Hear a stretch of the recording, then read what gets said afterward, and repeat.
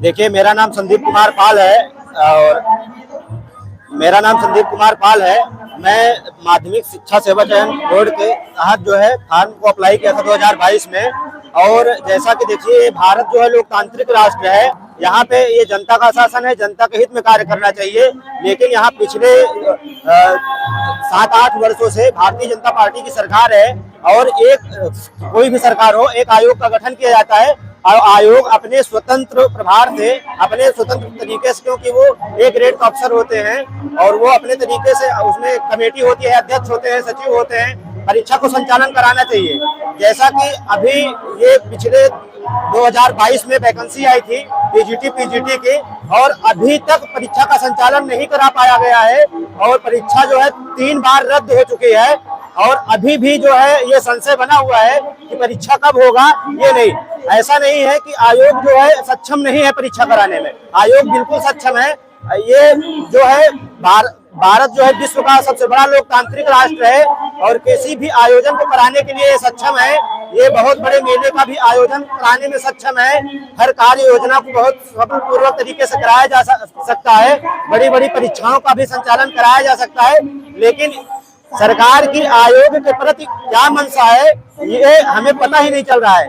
जबकि हमारे प्रदेश के दूर दराज से जो बच्चे आए हैं, पूर्वांचल से, और ये दूर दराज से बच्चे आके यहाँ पे तैयारी कर रहे हैं।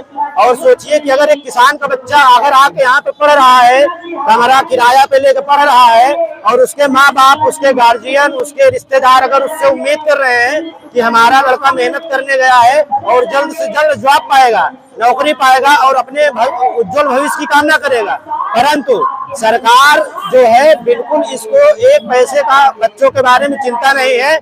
सरकार हर योजना को पास करा ले रही है, बड़े मेले का आयोजन करा ले रही है। लेकिन जो भविष्य के कर्णधार हैं, ऐसा नहीं है कि मैं सिर्फ एक रोजगार का मांग कर रहा हूँ। ये एक शिक्षक की भर्ती है। शिक्षा जो है भविष्य का जो है, जो कर्णधार होते हैं उसका भविष्य बनाता है। और हमारी जो मौजूदा सरकार है बोलते हैं कि हम विश्व गुरु बन रहे हैं। हम कहते हैं कि विश्व में जो अन्य देश है, फॉरेन कंट्री है, चाइना है, वहाँ की शिक्षा व्यवस्था इतनी अच्छी है कि वहाँ के जो युवा है वो साइंस और टेक्नोलॉजी में बहुत एडवांस है, बहुत अच्छे तरीके से कार्य कर रहे हैं। यदि हम अपने विद्यालय में, अपने भारत देश में बच्चों को सही शिक्षा नहीं दे पाएंगे तो हमारे बच्चे किस बेस पे जो है विश्व स्तर पे वो फाइट कर पाएंगे, विश्व पटल पे कैसे वो अपने आप को प्रदर्शित कर पाएंगे। इसलिए मैं सिर्फ और सिर्फ इतना कहना चाहता हूँ कि आयोग जो है सही तरीके से कार्य कराए। और हमारा एक प्रश्न और है कि जो आयोग की पूर्व अध्यक्ष थी कीर्ति पांडे मैम, ये किस कारण से जो है इस्तीफा दे दिया इन्होंने। इनको जो चुन कर रखा गया था, क्या इनके ऊपर कोई ऊपर से दबाव बना या फिर भर्ती प्रक्रिया में छेड़छाड़ करने की जो है बातें सामने आई, इन्होंने इस्तीफा क्यों दिया।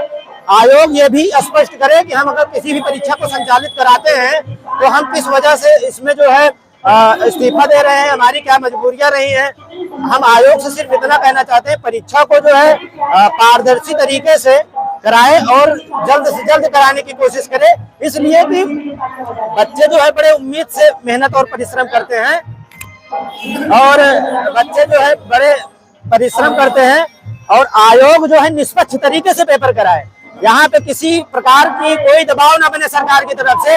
जैसा कि मुझे सुनने में आया, कीर्ति पांडे जी इसलिए इस्तीफा दे दी कि सरकार के कुछ मंत्रियों द्वारा, कुछ पदाधिकारियों द्वारा, कुछ जनप्रतिनिधियों द्वारा दबाव बनाया जा रहा था कि हमारे तरीके से हमारे बच्चों का चयन कराया जाए, जो कि बिल्कुल गलत है। अगर ऐसा ही करना है सरकार को यदि ऐसा करना है तो पहले ही बोल दे, ताकि हम दूर दराज से ये शहर में आके परीक्षा की तैयारी न करें। एक उम्मीद पे कार्य कर रहे हैं हम लोग।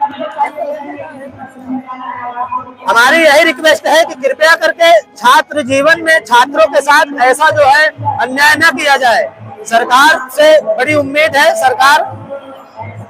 सरकार से बड़ी उम्मीद है, परीक्षा को जल्द से जल्द संचालन कराए और पारदर्शी तरीके से कराए। किसी भी प्रकार के कोई अराजक तत्व तो दबाव ना बनाए। कोई प्रश्न? क्या चिंता है आपको, क्या मांग है आपकी? बिल्कुल चिंता है।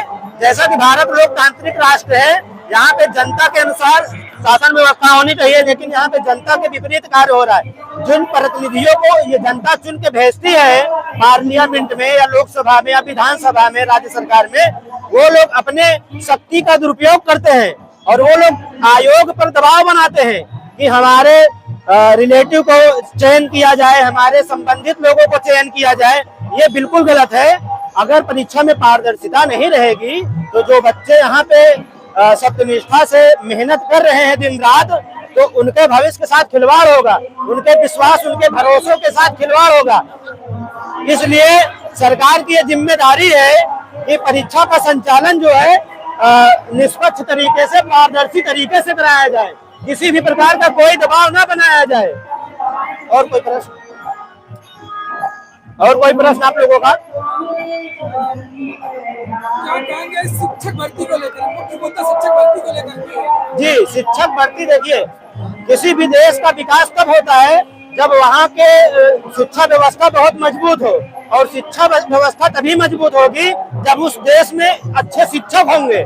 लेकिन यहाँ पे आयोग द्वारा परीक्षा का संचालन ही नहीं करा पाया गया है।